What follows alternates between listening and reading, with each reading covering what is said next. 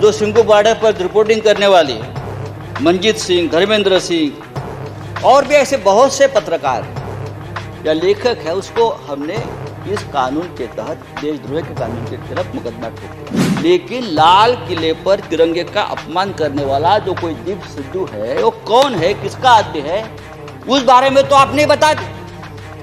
वो किसका आदमी है, उसको किसने ताकत दी है, ये सिद्धू अब तक पकड़ा नहीं गया। लेकिन 200 से ज्यादा किसान इस प्रकरण में तिहाड़ जेल में बंद है और उनके ऊपर देशद्रोह का मुकदमा चल रहा है। लेकिन देश प्रेमी कौन है हमारे देश में? अर्नब गोस्वामी, जिसके वजह से एक निरपराध व्यक्ति महाराष्ट्र में जिसने आत्महत्या की। कंगना रनावत, ये देश प्रेमी है। राष्ट्रीय नेशनल सिक्योरिटी ऑफिशियल सीक्रेट संदर्भात, उस संदर्भ में उसने जो सामने लाया है पूरा ऑफिशियल सीक्रेट तोड़ दिया हमारा। एक मंत्री के बारे में एक टीवी एंकर जिस भाषा का इस्तेमाल करते, अरे हम छोड़ा, हम राजनीति में, हमारे बारे में आप कुछ भी बोलो, हम सहन लेंगे।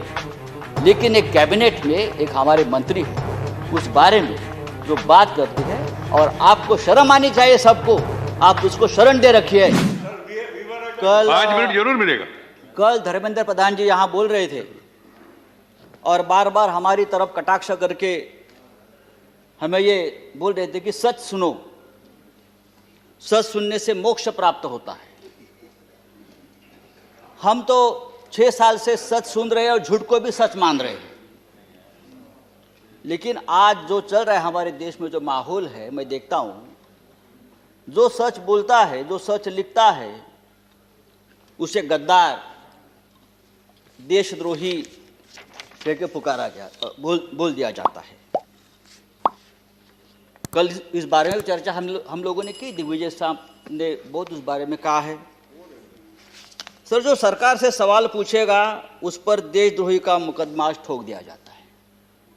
कितने नाम मैं आपको बता सकता हूं। हमारे सदन में संजय सिंह, जो हमारे सदस्य है संजय सिंह, उसके ऊपर देशद्रोह का मुकदमा है।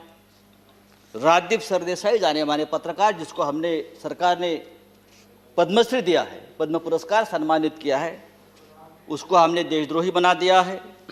शशि थरूर, जो यूनाइटेड नेशन में हमारे देश के प्रतिनिधि थे, एमपी है, कैबिनेट में थे, उसको भी देशद्रोही का उसके ऊपर मुकदमा ठोक दिया है। जो सिंघू बॉर्डर पर रिपोर्टिंग करने वाले मंजीत सिंह, धर्मेंद्र सिंह और भी ऐसे बहुत से पत्रकार हैं या लेखक है, उसको हमने इस कानून के तहत, देशद्रोह के कानून के खिलाफ मुकदमा ठोक दिया है। मुझे लगता है कि हमारे कानून के किताब में से सब आईपीसी धाराएं खत्म कर दी और सब देशद्रोही की धारा एक वही रख दी है। डोमेस्टिक वायलेंस हो तो भी देशद्रोह का मुकदमा आप ठोक देंगे। पंतप्रधान मोदी हमारे लिए आदरणीय है, देश के प्रधानमंत्री जी का हम सम्मान करते करते रहेंगे।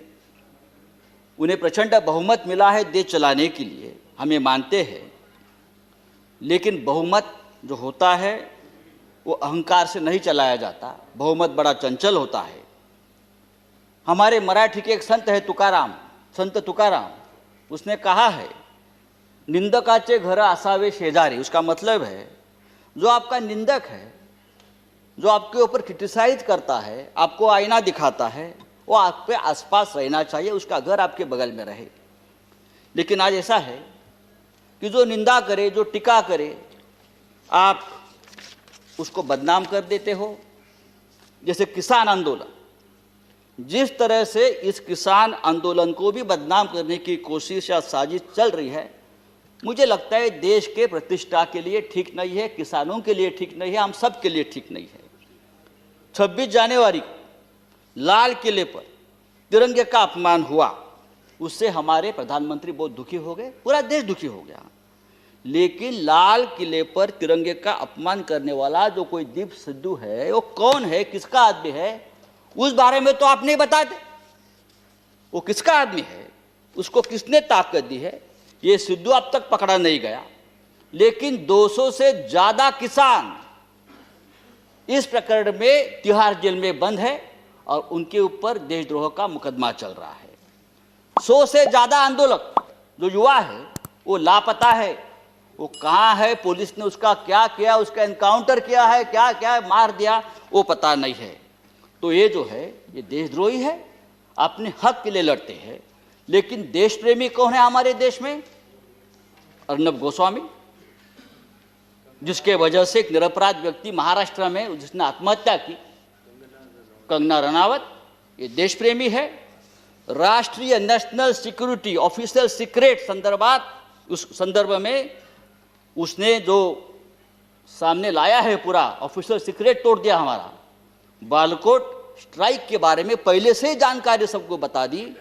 हाँ, वो आपके शरण में है, उसको आपका प्रोटेक्शन है, ये राष्ट्रीय सुरक्षा का मामला है, आप उसके ऊपर बात नहीं करते। और यही आदमी, ये अर्नब गोस्वामी, जो हमारे मंत्री बैठे हैं वहाँ, प्रकाश जावड़ेकर जी, हम उसका आदर करते हैं, हमारे महाराष्ट्र से।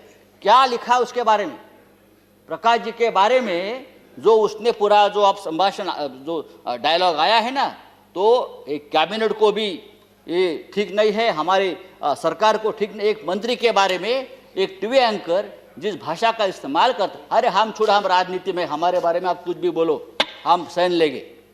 लेकिन एक कैबिनेट में एक हमारे मंत्री है, उस बारे में जो बात करती है, और आपको शर्म आनी चाहिए सबको, आप उसको शरण दे रखिए। तो ये जो चल रहा है ये नहीं चलेगा सर।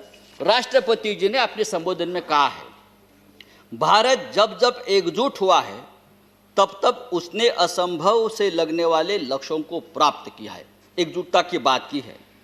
अगर ये बात सच है तो गत 3 महीनों से दिल्ली के सीमा पर किसान आंदोलन की एकजुटता तोड़ने में सरकार क्यों लगी है? संजय जी, हजारों किसान गाजीपुर सिंगू बॉर्डर पर अपने हक के लिए लड़ रहे हैं, और आप इस एकजुटता में आपको देशद्रोह दिखता है।